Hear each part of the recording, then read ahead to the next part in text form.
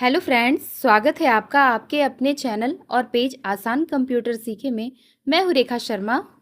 अच्छा फ्रेंड्स, एक बात बताइए, आज हम जिस फ़ोन या लैपटॉप को आराम से एक हाथ में लेके चला लेते हैं, क्या आपको पता है जब शुरू शुरू में कंप्यूटर बने थे तो वे कैसे दिखते थे?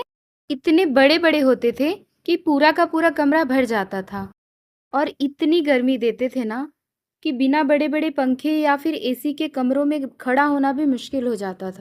तो फिर सोचिए, कमरे जितने बड़े उस भारी भरकम डिब्बे से लेकर आज हमारे जेब में रखे इस छोटे से स्मार्टफोन तक का सफ़र कैसे तय हुआ। कंप्यूटर की इसी मज़ेदार सफ़र को जनरेशन ऑफ कंप्यूटर यानी कि कंप्यूटर की पीढ़ियाँ कहते हैं।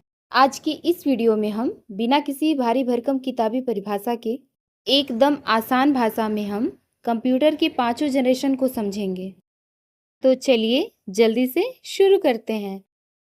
सबसे पहले बात करते हैं पहली जनरेशन की, जो कि 1940 से लेके 1956 तक की जनरेशन थी, जिसमें कमरे जितने बड़े कंप्यूटर हुआ करते थे। इस टाइम के कंप्यूटरों में वैक्यूम ट्यूब्स नाम की चीज़ लगती थी, जो देखने में कांच के बड़े बड़े बल्ब जैसी होती थी। एक कंप्यूटर को चलाने के लिए ऐसे हजारों बल्ब लगाने पड़ते थे। इसी चक्कर में कंप्यूटर कमरे जितने बड़े हो जाते थे और इन्हें चलाने में बिजली बहुत लगती थी और ये तुरंत गर्म हो जाते थे। आए दिन ये खराब भी होते रहते थे और जो इस टाइम के कंप्यूटर थे उन्हें हमारी और आपकी भाषा बिल्कुल समझ में नहीं आती थी। जैसे ENIAC और UNIVAC इसी जनरेशन के कंप्यूटर हैं। अब बात करते हैं सेकेंड जनरेशन की, जो कि 1956 से लेके 1963 तक की थी। इस जनरेशन में बल्ब हट गए और ट्रांजिस्टर आया। फिर आया थोड़ा सुधार का दौर। वैज्ञानिकों ने बड़े बड़े बल्ब हटाकर छोटे छोटे ट्रांजिस्टर लगा दिए। इससे क्या हुआ कि ट्रांजिस्टर बहुत छोटे थे, तो कंप्यूटर का साइज भी थोड़ा छोटा हो गया। इनकी स्पीड भी बढ़ गई और ये गर्मी भी थोड़ा कम देने लगे। अब बात करते हैं इनकी भाषा की। तो इस टाइम थोड़े आसान कोड यूज होने लगे, जैसे असेंबली भाषा और फोर्ट्रान, यानी कंप्यूटर को समझाना पहले से थोड़ा आसान हो गया। जैसे IBM 7090 जैसे कंप्यूटर इसी जनरेशन में आए। अब बात करते हैं थर्ड जनरेशन की, जो कि 1964 से लेकर 1971 तक की थी। इसमें आया एक छोटी सी चिप का कमाल। इस जनरेशन में आई IC चिप।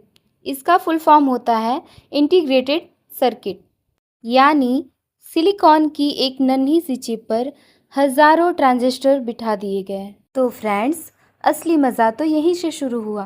पहली बार कंप्यूटर के साथ कीबोर्ड, मॉनिटर और स्क्रीन का यूज़ होने लगा। अब कोई भी स्क्रीन पे देखकर कीबोर्ड से टाइप करके आराम से कंप्यूटर चला सकता था। जैसे IBM 360 इसी जनरेशन के कंप्यूटर हैं।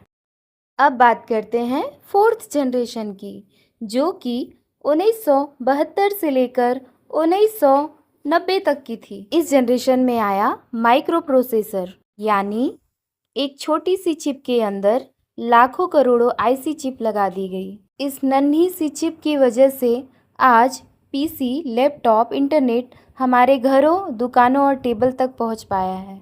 कंप्यूटर इतने छोटे और सस्ते हो गए कि आम लोग भी अपने कामों के लिए इन्हें खरीदने लगे, जैसे नॉर्मल लैपटॉप्स और इंटेल चिप वाले कंप्यूटर। अब बात करते हैं फिफ्थ जनरेशन की, जो कि 1990 से लेकर अब तक की है। इसमें चल रहा है AI, यानी कि आसान शब्दों में बोलें तो कंप्यूटर का अपना आर्टिफिशियल दिमाग। पहले के कंप्यूटर सिर्फ वही करते थे जो हम उन्हें कमांड देते थे, लेकिन आज के कंप्यूटर खुद सोच सकते हैं, फैसले ले सकते हैं और हमारी भाषा समझ सकते हैं। जैसे आप गूगल से बोलकर या एलेक्सा से गाना बजवा लेते हैं। आपका फ़ोन सिर्फ आपकी शक्ल देख के लॉक खोल देता है।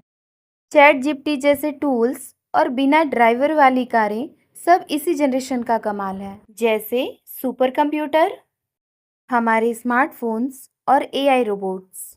तो फ्रेंड्स, ये था कमरे जितने बड़े डिब्बे से लेकर आज हमारी हथेली में रखे हुए AI कंप्यूटर तक का पूरा सफ़र। आई होप आपको कंप्यूटर की पांचों जनरेशन का कॉन्सेप्ट अच्छे से समझ में आ गया होगा। अगर वीडियो अच्छी लगी हो तो एक लाइक करें और यह जानकारी अपने परिवार और फ्रेंड के साथ शेयर करें। अगर आप यह वीडियो यूट्यूब पे देख रहे हैं तो सब्सक्राइब बटन पे क्लिक करके बेल आइकन को प्रेस करके ऑल सेलेक्ट कर लें। और अगर फेसबुक पे देख रहे हैं तो फॉलो बटन पे क्लिक करके पेज को फॉलो कर लें। और कमेंट करके मुझे ज़रूर बताइएगा कि अपनी लाइफ में आपने सबसे पहले कौन सा कंप्यूटर और कौन सा फ़ोन चलाया था। मिलते हैं अगली वीडियो में एक नए टॉपिक के साथ। तब तक के लिए सीखते रहिए। धन्यवाद।